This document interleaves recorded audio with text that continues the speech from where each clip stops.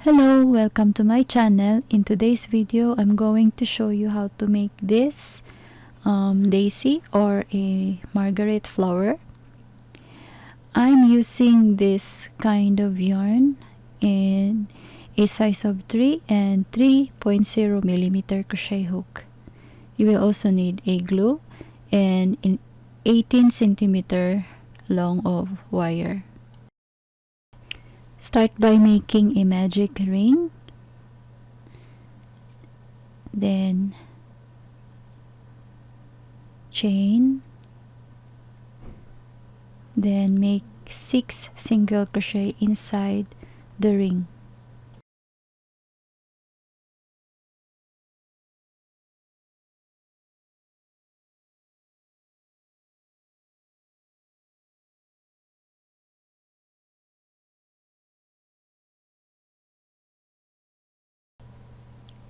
Then once you have 6 stitches or 6 single crochet, pull this tail,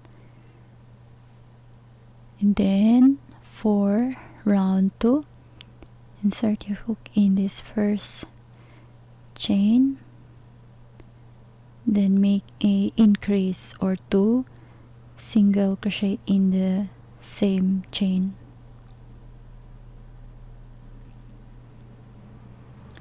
And repeat a increase in each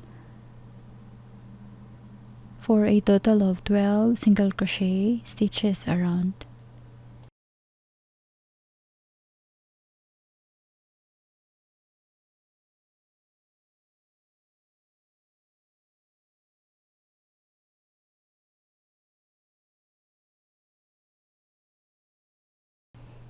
Then once you have 12, repeat a single crochet in each stitch for a 12 single crochet stitches around.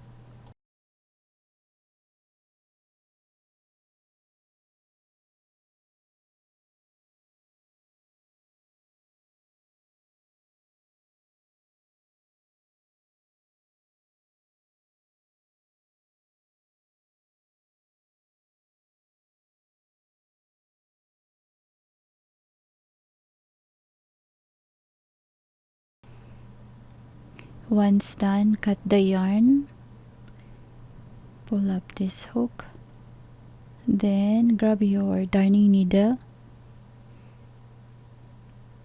insert in the second chain, this here at the back,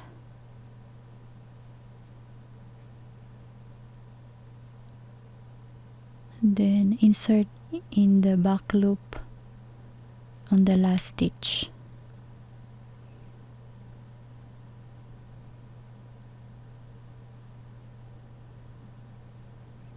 Then hide this tail inside the stitches.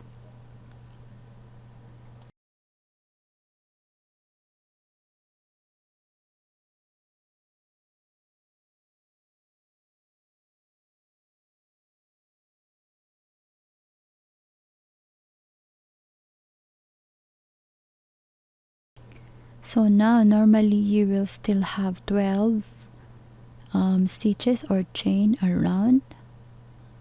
So make sure you count and you have 12. Insert your hook in any chain right here. Then make a chain with the yellow yarn.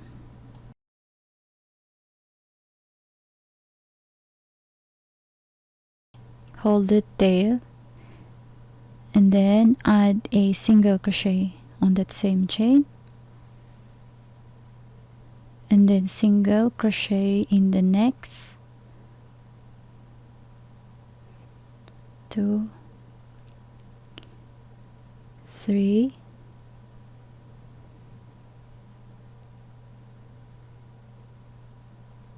4, 5, 6, 7, 8, 9, 10, 11, and 12. Then slip stitch in the first single crochet, slip stitch, and make a chain and cut the yarn.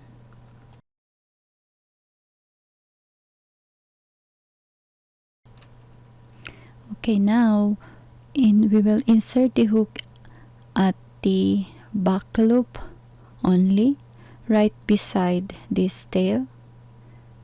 Insert your hook at the back loop on this yellow yarn.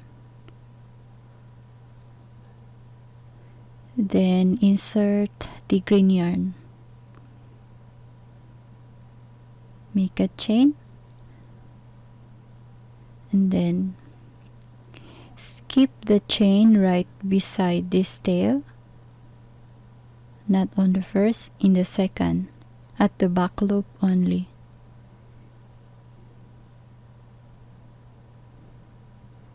And this is the first single crochet. This is 1, 2, 3. Remember, it's in the back loop only. 4, 5, 6,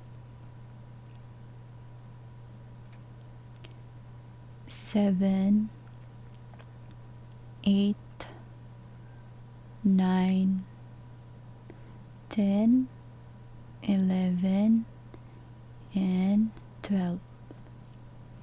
Then make another round of 12 single crochet stitch.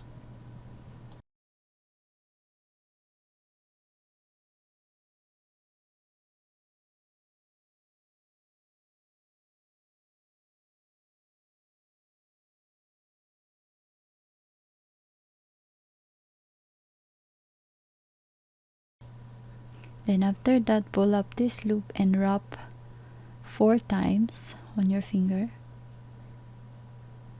Then take your darning needle and insert in the front loop only. Take this and then in the next front loop,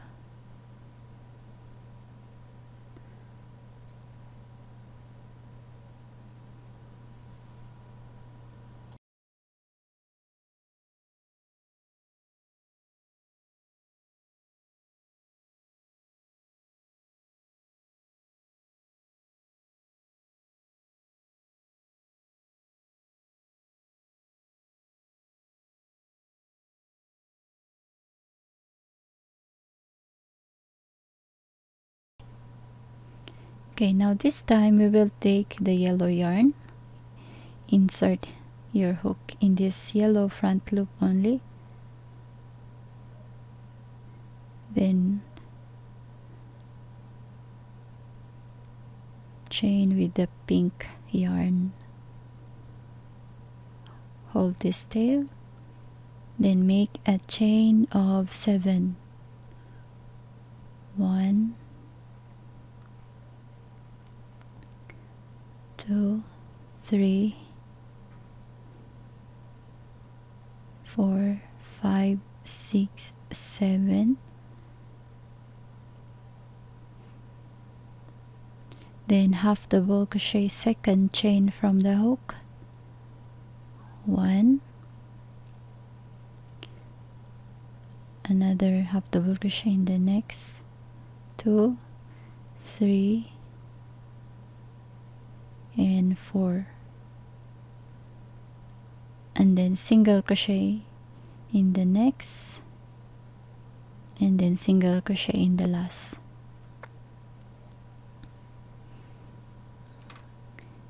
Then slip stitch in the next front loop only on this yellow yarn. Slip stitch in that, then chain of 7.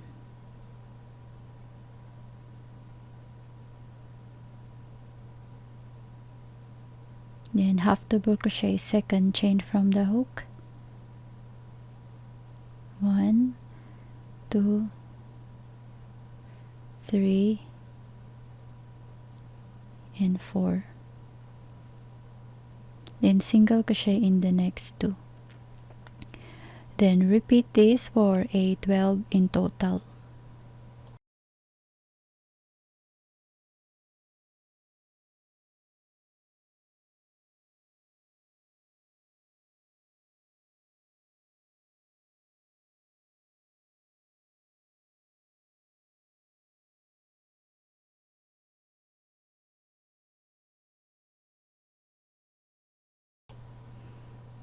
Okay, now we have 3, 4, 5, 6, 7, 8, 9, 10, 11, and 12. After this, slip stitch in the first petal here, make a slip stitch, and then slip stitch in each chain around. Here, slip stitch,